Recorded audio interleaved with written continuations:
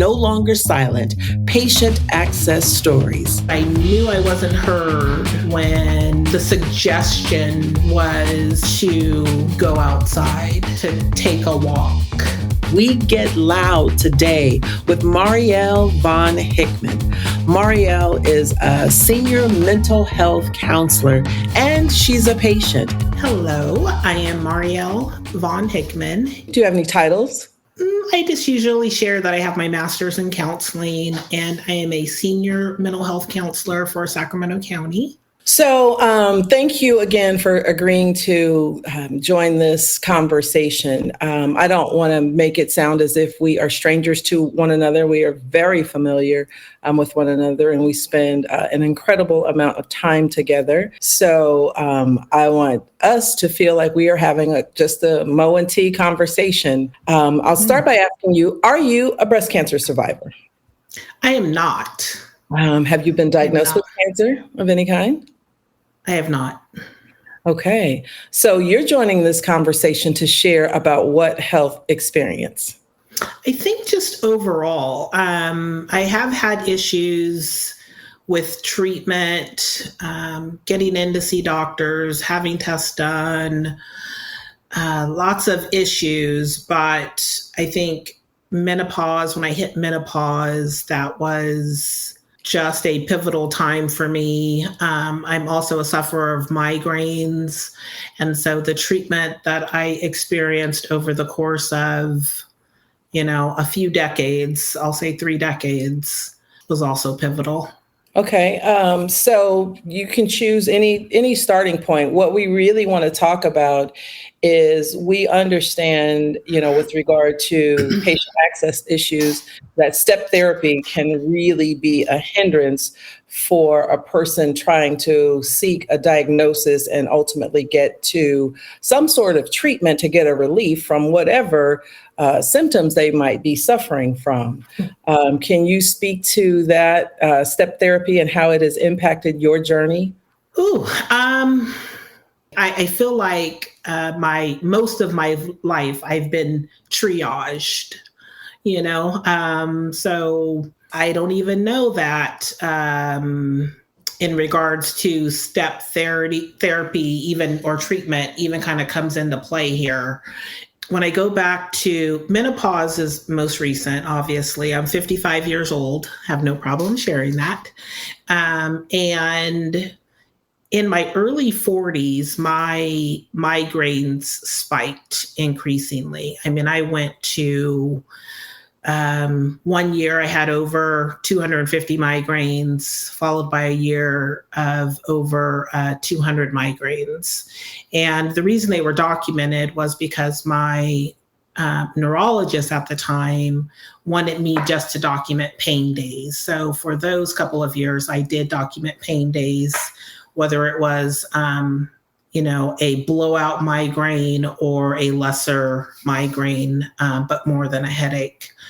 Very debilitating, impacted relationships, impacted parenting, working.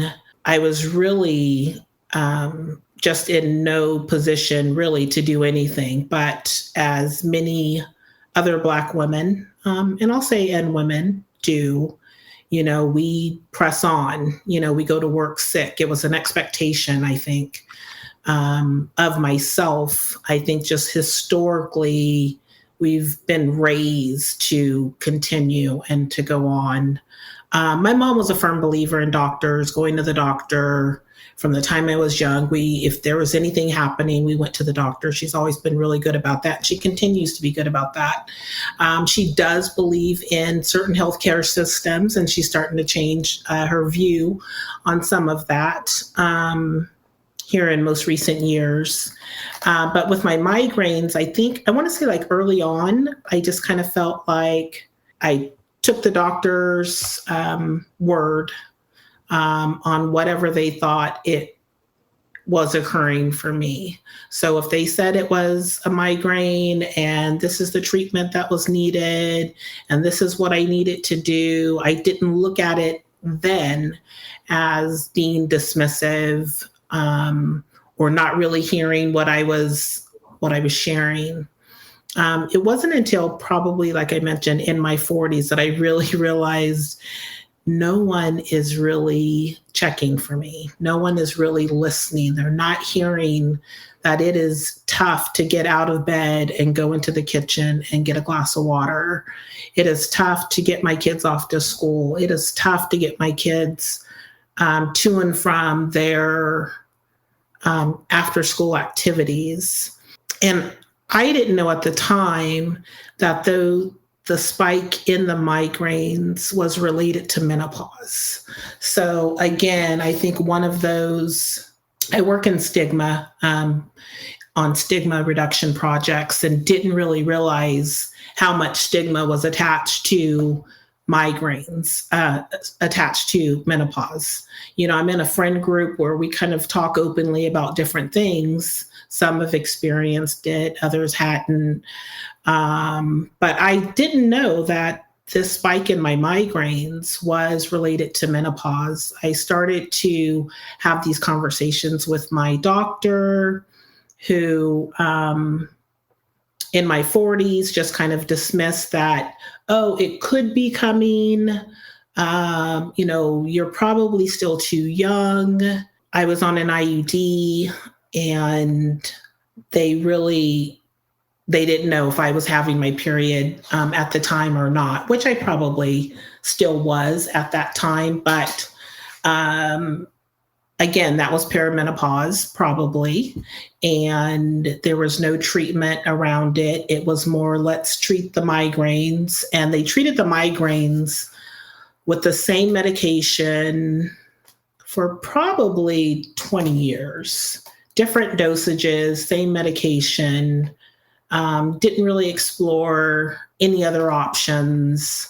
At one point, I was doing injections. Injections were limiting. And it didn't matter which healthcare system I was in. I had different hospital systems. So I went to 3 different hospital systems here in the Sacramento area and received relatively the same type of care. I almost feel like going to the doctor is where you're going to see your frenemies, like you're going to meet with people that present as if they are there to be supportive and that they're listening in the moment. But it was just kind of like checking boxes. Okay, this is another patient with a migraine, and we're going to treat with migraine medication. And hey, let me know if that works.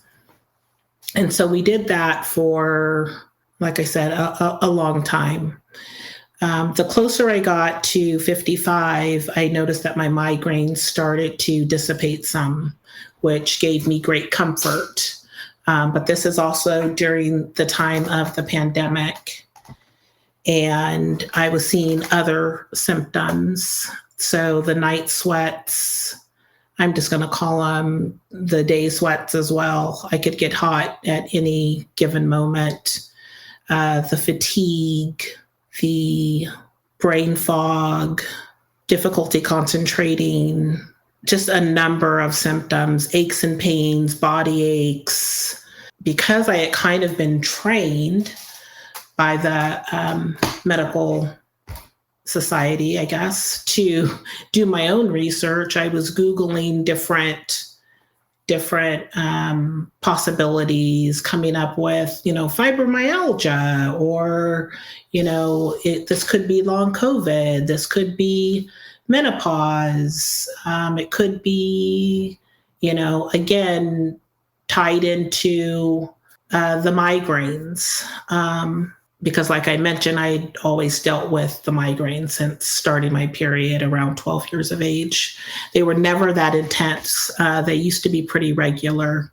And then they morphed into this really debilitating thing. So I hit 50, 51, and it was just a wave of all of these issues. It was also, like I mentioned, during COVID. I did at this time decide to switch I switched physicians because I did have a physician for a couple of years, African American, and I did for that short window feel like I was finally being heard. When I would come into the office, if I mentioned something, she was checking, she was ordering the test, she was doing the things that we want them to do to explore, the possibility of, greater issues. But when she left, and she left pretty abruptly, I'm not sure what happened there, but I was switched to another doctor who I didn't feel was as responsive. And I recognized it this time, though. I recognized what care could actually look like.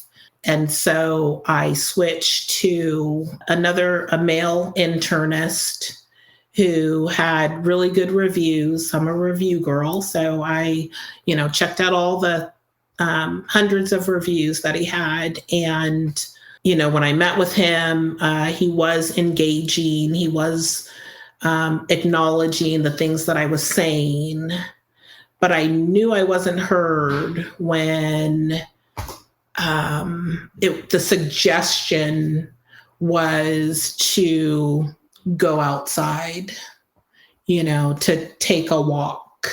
So I said to him, I said, hey, my background is in counseling. I understand that if you go take a walk, chances are you're going to feel better. I said, but I'm also not a person that's just sitting at home. So I do take walks. I am busy and I am doing these other things. I'm just telling you that when I take this mask off that I wear all day, every day, because I still have to work, I still have to parent, I still have to do these other things, I'm letting you know what's behind it. And what's behind it was fatigue, confusion, brain fog, to very extreme levels. I mean, if I was home, I wanted to be laying down. I wanted to be in the bed. I was grateful for COVID, honestly, for the time where we were working remotely completely, because it allowed me to do that often. And so at that point, he acknowledged, he started running some tests.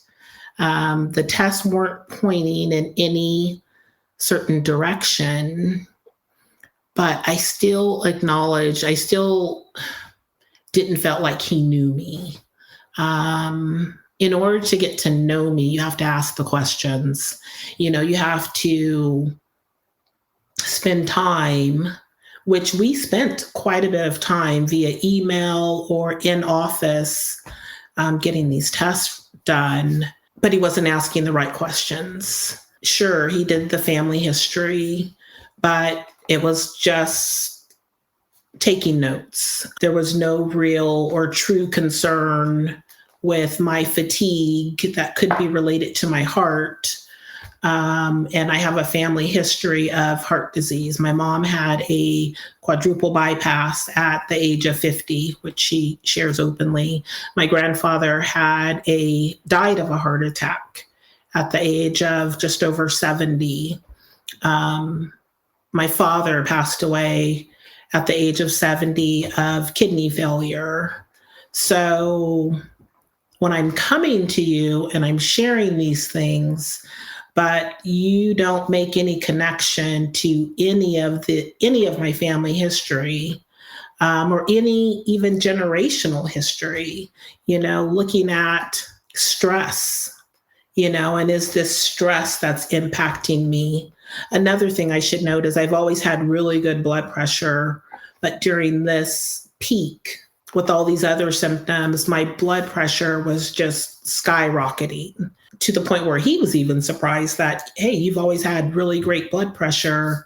Not really sure what's causing it, but let's put you on this medication. And I like to know the root of things. And it just got cast into the family history. Well, your family, probably. I'm like, well, my mom, yes. My dad, no.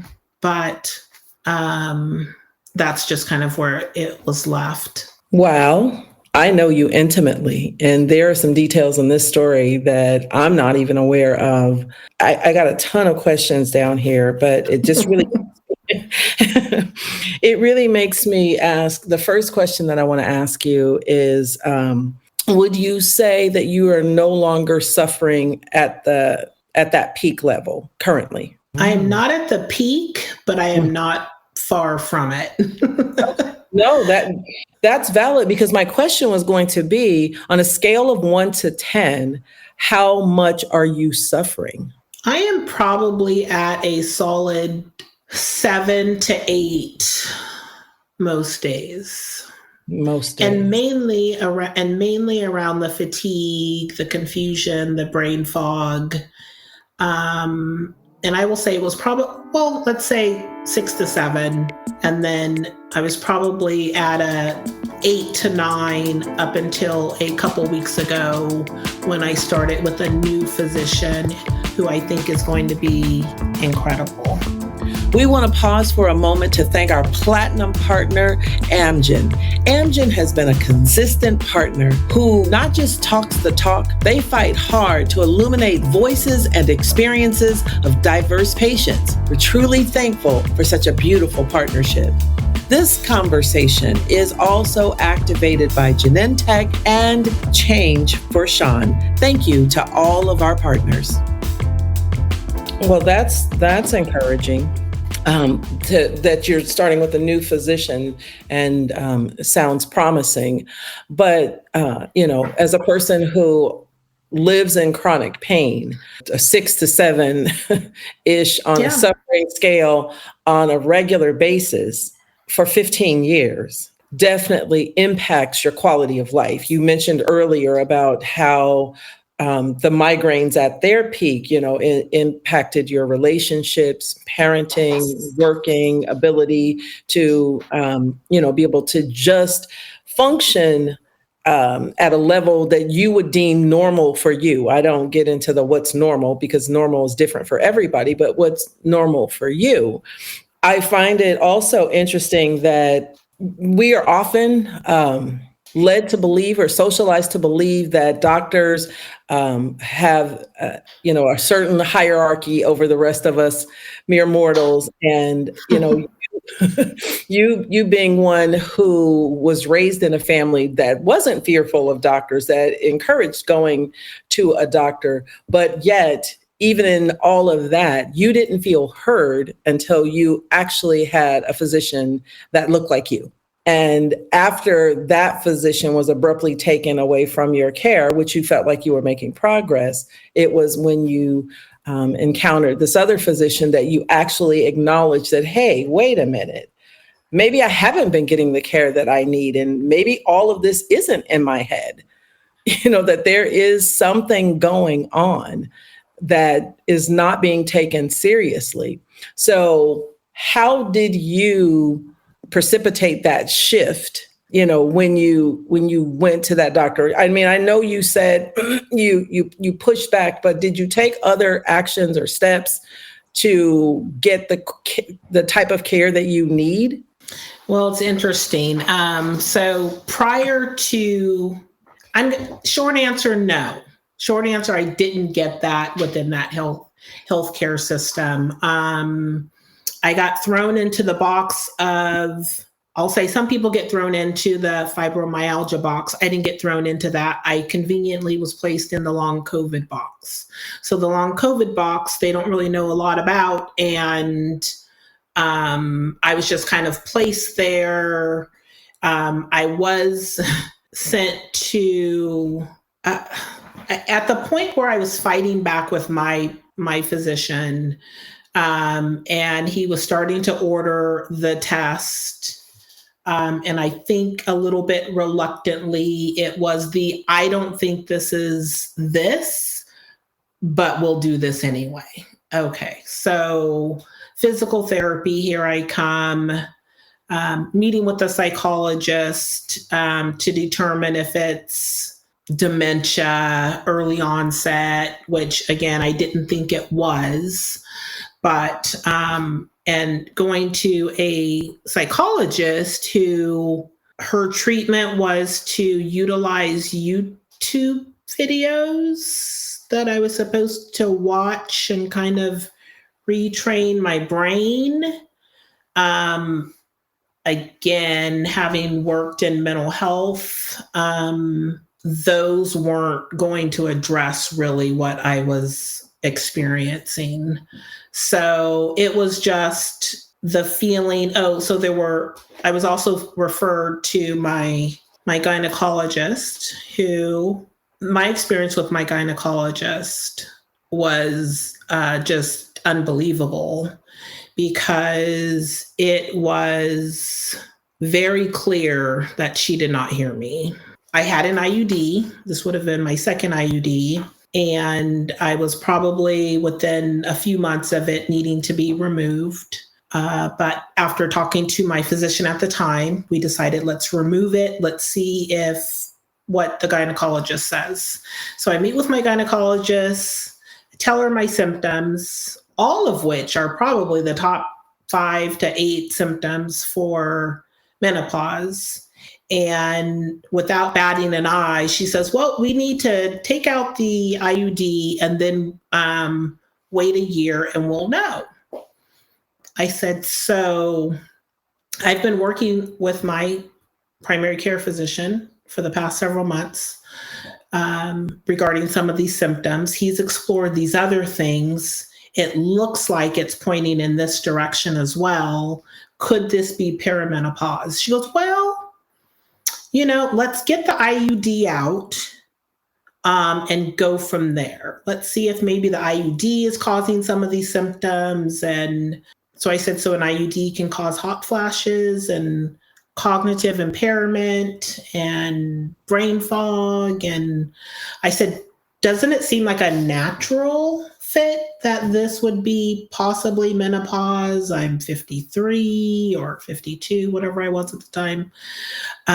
So we schedule an appointment, get the IUD out, and I ask her in that visit, so now that the IUD is out, and let's look at the science. And I forget which test exactly, but one of the labs that we had done pretty clearly showed that no child was ever coming out of this body ever again, right? And so I said, with that test result, my age, my symptoms, what are the chances that I'm somewhere, menopause, pre-post menopause? And she says, well, we won't know for a year. And I said, okay, so we won't know. I get it. You're sticking to you have to have not had any menstrual period for a year for you to declare menopause. I said, so let me remove menopause because we're not really getting anything there. What can you do for the symptoms that I am experiencing? And she says, well, because we don't know if it's menopause, you should take this back to your primary care physician and see what he wants to do. Gosh. There was no humanity. It was, I'm checking this box. We took out the IUD. Let's wait a year. And in a year, you get to come back and say, oh, yeah, it's menopause. That's what that was. Right. Wow. So fast forward to today. Like I said, I mentioned I met with this is something I do recommend that we do. And I did this for my children. And you know how we do things for other people, but we don't always do them for ourselves. Taking that extra effort and time. With my children, I interviewed, I went on consultation visits with all of their doctors, always, forever. Even to this day, did that most recently with my daughter's new physician. And I decided, okay, I'm going to implement that for myself again, now that I am feeling a little bit more energy, a little more, not as horrible as I was. And so scheduled with, changed my hospital system. So January 1, I'm with a new hospital system. But I just got to go in and lay out all of my concerns with her, which was amazing. And I did feel heard and I didn't feel rushed. She was able to communicate, and she actually even apologized, which I think is a little bit rare, but kind of apologizing on behalf of others to say that, I'm sorry that this has been your experience. I'm sorry that you've been suffering for all this time.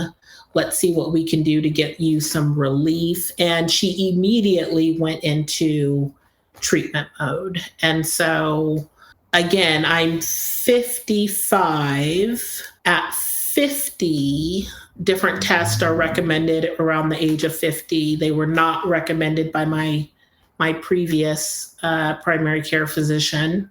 She went over those tests. She confirmed that other tests and labs were either complete or had not been completed. I've got a long list of, things to get done. Even though I had my labs done in the former hospital, she said, you know what? I want to run labs. I want to get a full panel. And she was honest about it. Wasn't that, so when it came to long COVID, she says, man, you're right. There's still so much we don't know. And she goes, and to be honest, she goes, I know that we have a support group. And she goes, but I also know that a support group isn't necessarily, going to treat or help with some of the symptoms that, right. You're having issues with. Right. So, referring to the last physician who said, well, here's a number for a support group that I know this other hospital system is doing.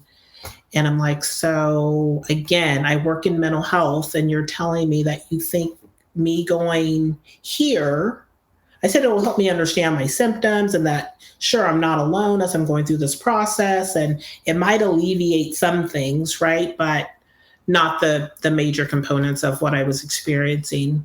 But for her to say, like, I really don't even know all the inner workings of long COVID. Let me check with some of my colleagues and see what they're referring and what they're doing for their clients that have long COVID. She took a serious deep dive on family history. And she says, with your family history and with this result on this test, we need to take another look here and see if this is, related to your heart.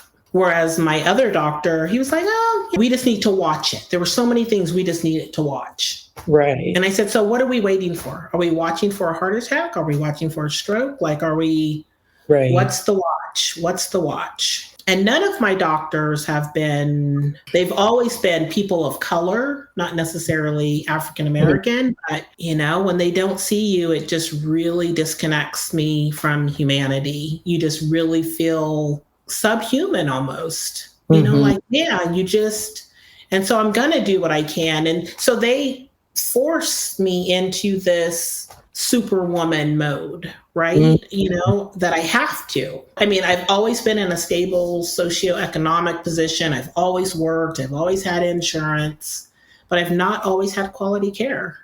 And I know that bias and discrimination has come into play. I don't even think they realize it. No, I don't think they realize that the most powerful racial category is whiteness. And when you see me through that white lens, you're not checking for anything else. So much. And time just moves by so quickly in these interviews. One thing that I can say is that there has been this common thread with all of the persons that we've had the privilege of interviewing, that whatever their profession is has actually prepared them for how they advocate for themselves in the healthcare system. And so, with your strong background in mental health and the work that you do and the stigmas associated with menopause, who knew that there were stigmas associated with menopause, but they helped you to become the advocate that you needed to be for yourself. And so a question that this leads me to, because a beautiful quality about you as a human being is that you rarely look at the glass as half empty. You definitely are a solution-oriented person. This entire campaign, the No Longer Silent campaign around patient access, is to send a message to policymakers about policies that need to be in place so that when we go into a doctor's office, we are seen as humans. What would you say to a policymaker if you were face to face with them right now, based on your experience around policies that need to be in place? Man, I think that we have to just call race out, to be honest. I think being colorblind is not going to end racism. Pretending that it doesn't exist, that there aren't biases and discriminations that we experience in the doctor's office, starting with the person on the phone. I think that we have to identify policies and practices that are advantageous to some groups at the expense of others. It's at my expense that when I walk in the office, all you see are physical characteristics, this made up thing, this modern made up thing of race, which has I won't say it doesn't have any benefits. Race is beautiful, right? But it's just a power play. It's a power relationship. And it has no business in the doctor's office. We need to strengthen our patient-provider relationships. We need to allow, this whole policy of how much time doctors can spend with patients. When you talk to doctors, they didn't get into, most of them, sure, it pays the bills and they have a good life and, the majority, but most actually really do care about people. Getting them to care about all people is, something totally different. That's a different podcast, huh? That's a different podcast, totally different podcast, right? And so I think we have to be very intentional about dismantling the current system. And the system doesn't just start within the doctor's, office. It starts in the schools. It starts with, who's being accepted to medical schools, really looking at the history of Black candidates. And again, because they're also working harder than their white counterparts for the equality needs to be across the board. I think physicians need to stop saying that they're not biased, that they're, I'm not biased, Right. I treat all my clients the same. No, you wouldn't. You don't.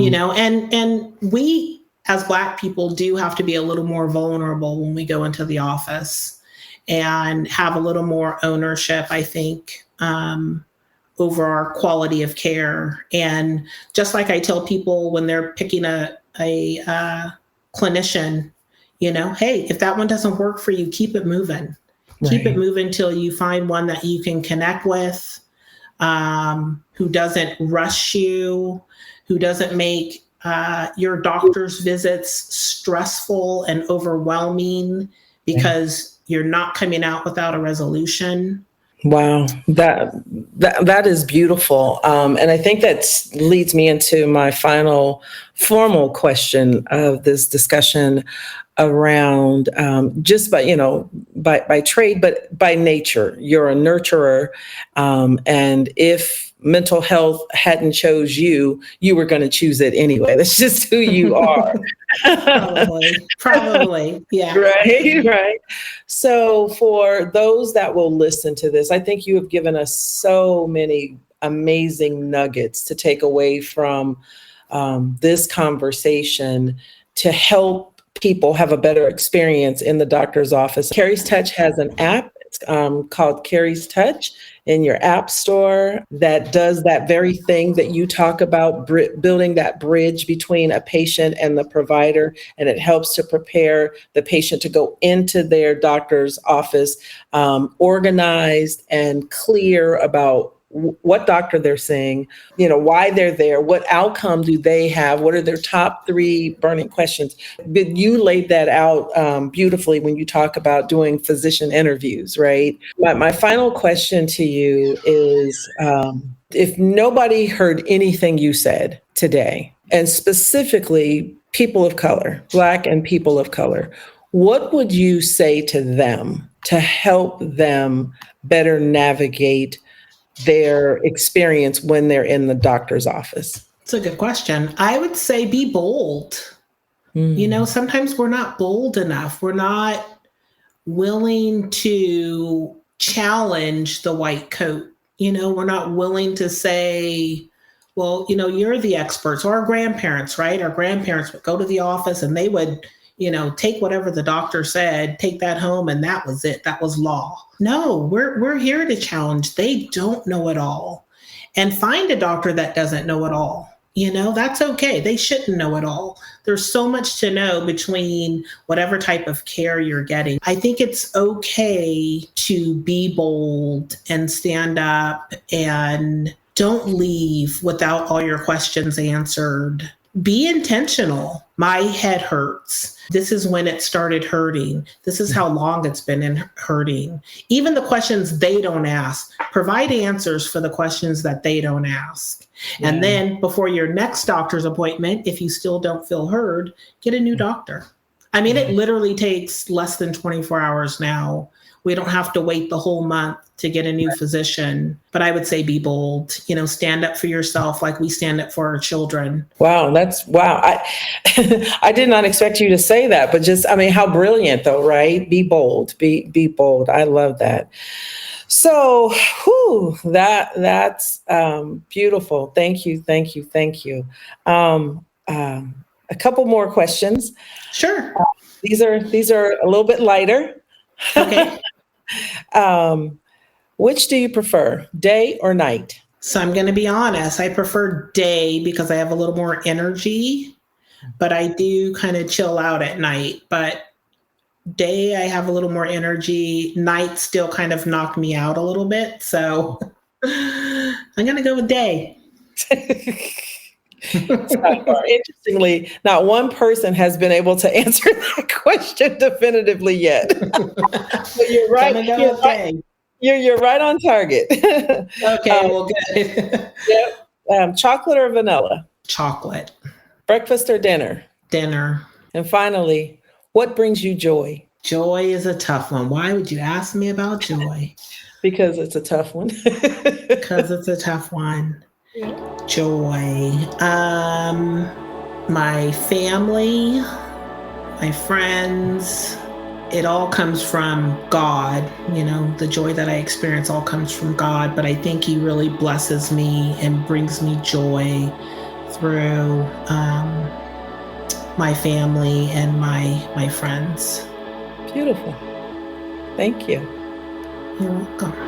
Marielle, such poise, grace, and wisdom.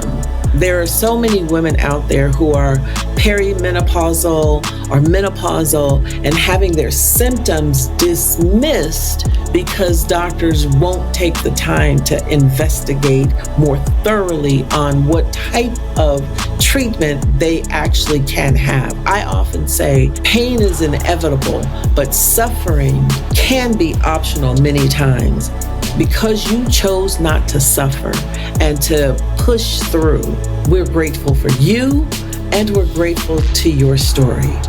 May you continue on your healing journey and may God bless you in all of your endeavors. Thank you so much. Thank you to renowned virtual photographer John Keatley and his incredible team. A special thanks to Photos by A-Love LLC, April Jones, Retouch Artist, and to the dedicated Carrie's Touch Tribe for your unwavering support in helping us create stories that heal. And another big thank you to our platinum sponsor, Amgen. For more information about these stories and other survivor support and advocacy information, visit us at our website at www.carriestouch.org.